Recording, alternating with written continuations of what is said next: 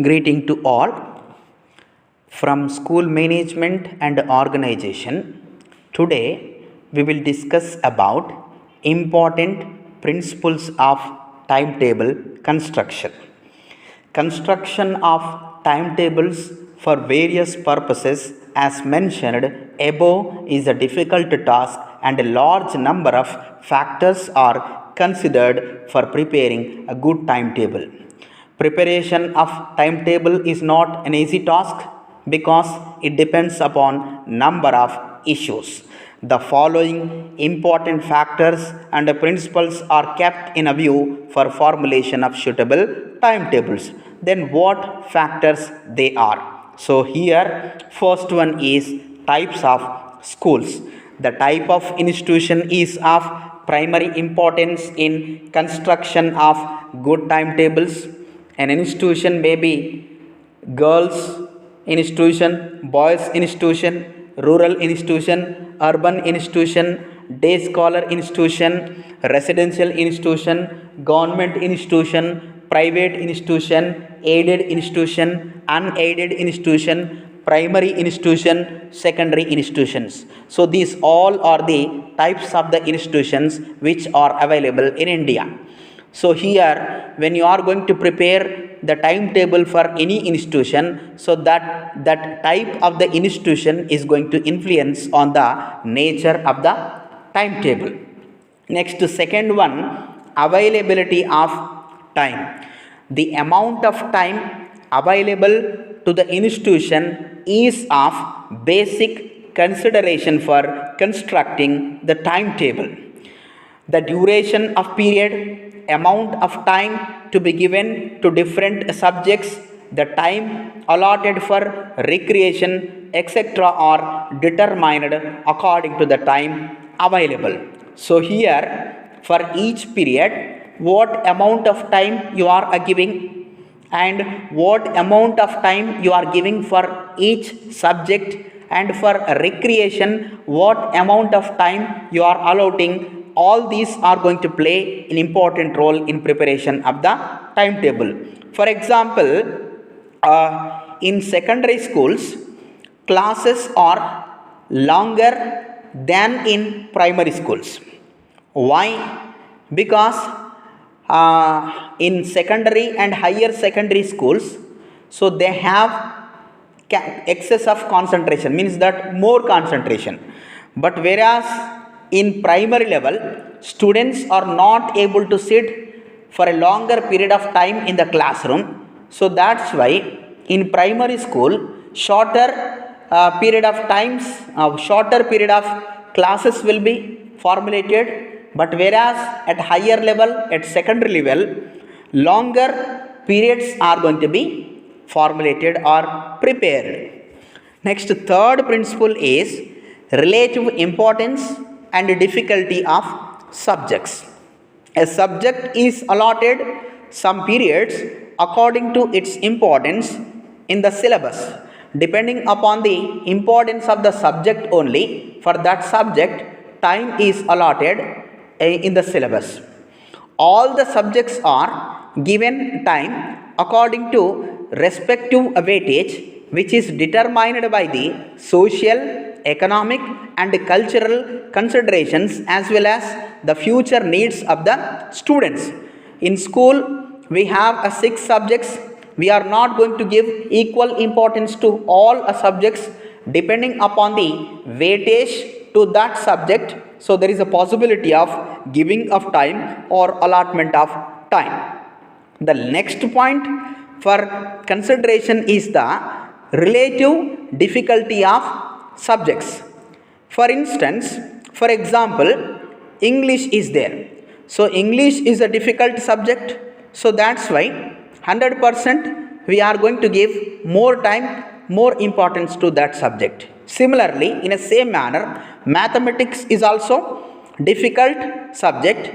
For mathematics also, we are going to give more time when you do comparison with other subjects. For example, Telugu, Hindi, these all are easy subjects. So for these subjects, we are going to give less time. Next, fourth principle is psychological needs and nature of subject. Teaching of certain subjects calls for more concentration on the part of the learners. For example, mathematics is there, English is there. What is compulsory? More concentration is compulsory. Then only students are going to learn something about mathematics, English and science. Some subjects give pleasure and certain subjects create displeasure in the students while learning.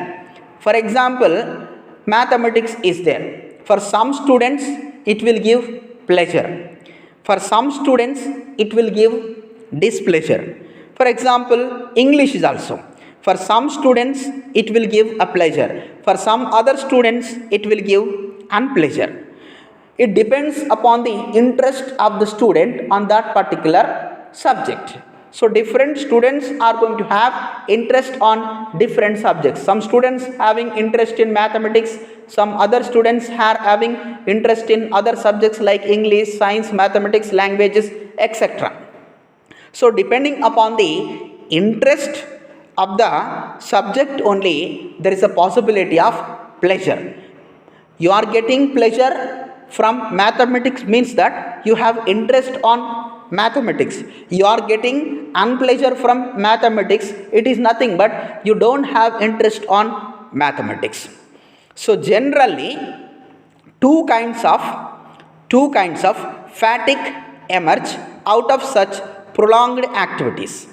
In that, first one physical or muscular, and the second one mental or nervous. Such fatigue weakness attention and perception and reduces the power of insight and interest.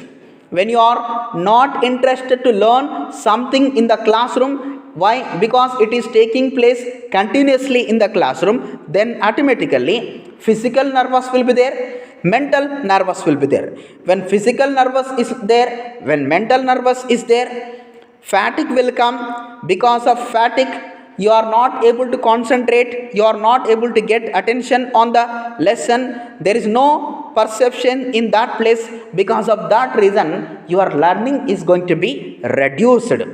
Consequently, in a same manner, learning takes place at a lesser rate at various intervals. For example, morning second period, you are going to learn something in a complete manner. First period you don't have interest, because of that reason you are not going to learn something. And afternoon, first period, second period, third periods, you are not going to learn something in the classroom because less attention will be there. It is shown, for example, through psychological study, that the first period is not suitable for concentrated study and attentive learning.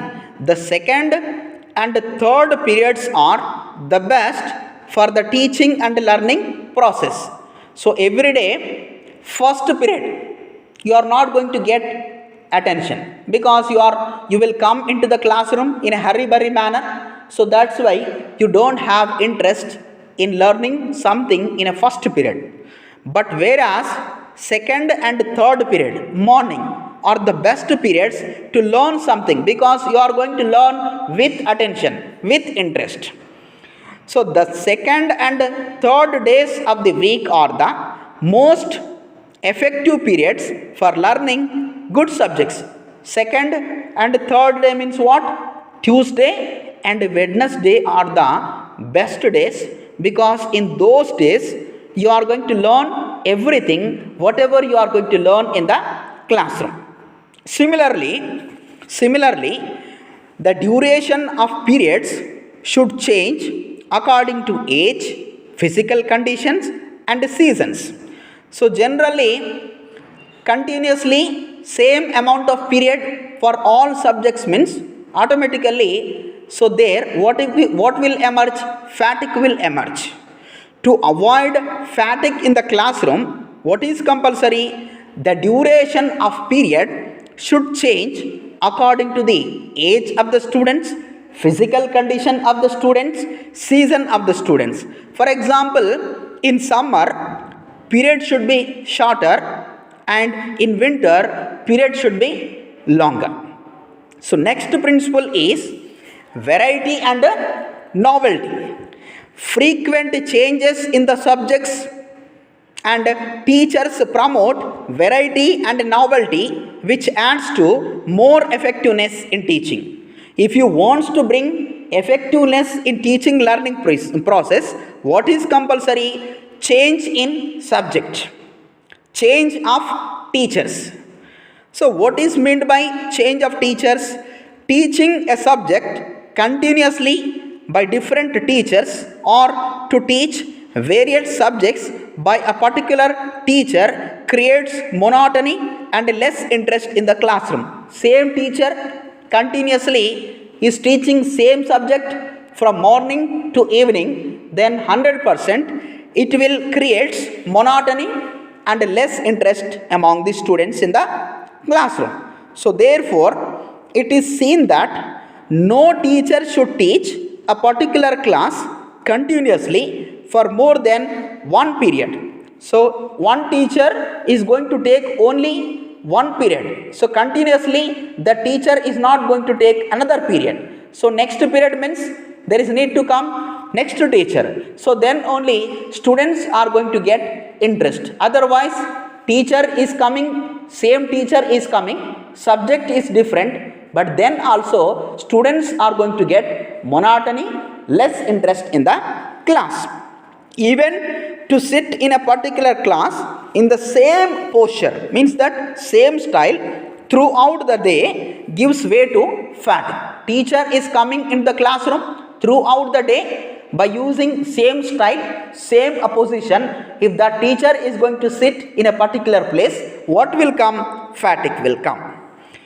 Attempts should therefore be made to bring about change in teaching of subjects by the same teacher even at a particular period. It should be emphasized that due novelty should be introduced in the timetable. Novelty means what? Creativeness, innovativeness. Each and every class is not going to take place in a continuous manner. Same teacher will not take class continuously in the classroom. Teacher is going to change according to the period, and subject is going to change. A subject is also going to take place depending upon the interest of the students. Then only what will come? Novelty will come. And the next one, flexibility. It is also called as elasticity. Timetable, in order to be an effective instrument of day-to-day functioning and transacting the curriculum, should have adequate flexibility and elasticity as far as possible. Flexibility or elasticity means what? Timetable is an instrument. When it is an instrument, depending upon the local needs, depending upon the availability of time, availability of staff, if you have an ability, if you have a right to change the system of timetable, pattern of the timetable, structure of the timetable, then it is called as a flexibility. Then it is called as a elasticity. Means that wherever there is need to change in timetable, if you are changing that timetable, then in that timetable what is there? Flexibility is there. Yes or no? So there should be ample scope for necessary adjustment and changes for meeting specific needs of certain classes of students. Ample scope should be provided for the purpose of adjustment of the periods based on the available timetable. So here timetable should be our servant. It is not our master. It should not be rigid and mechanical. You are not going to apply timetable as it is. You are not going to apply timetable in a mechanical manner. So wherever there is need to change in that timetable, so you have to change in that timetable. Then only the timetable is going to play an important role in successful teaching learning process, in successful administration and organization of the school.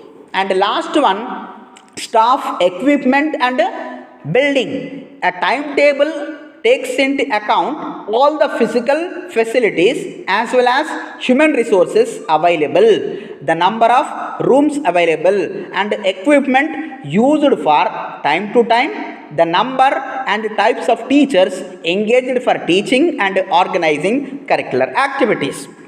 When you are preparing a timetable, you are going to consider, you are going to take an account of all resources. All resources means physical facilities available, human resources and available rooms in that class, available equipments in that institution and available teachers in that institution. All these areas are going to be taken into account when you prepare timetable in effective manner. Means that for the purpose of effective preparation of a timetable, what are going to play an important role? Physical resources, human resources, rooms, equipments, teachers, all these areas are going to play an important role. So these facilities make the implementation of both curricular as well as co-curricular programs